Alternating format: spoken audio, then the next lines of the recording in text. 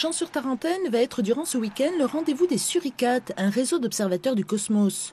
L'association veut convier le public à se munir de jumelles, de télescopes ou d'appareils photo et à venir scruter le ciel cantalien à la recherche des pans, des phénomènes aérospatiaux non expliqués.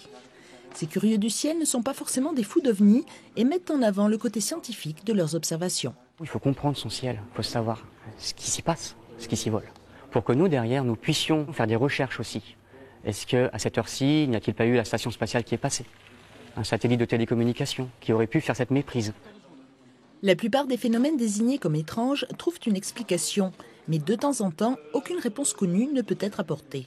On a 98 clichés pris à la PN avec le télescope. Là, j'ai envoyé directement le cliché au laboratoire pour analyse. L'observation, très rapide. On a la position astro, on a vraiment la localisation précise de ce cas. Jugées fiables, les données collectées par le réseau intéressent certains scientifiques, notamment au CNES ou au laboratoire de recherche sur la foudre.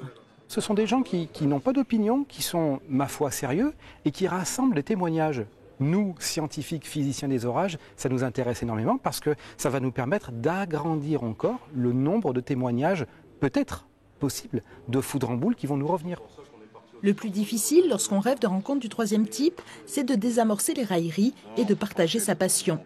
Durant ces 2 journées, les Suricates vont proposer des ateliers, des observations et des conférences, notamment celle de Jean-Claude Bourré ce samedi soir.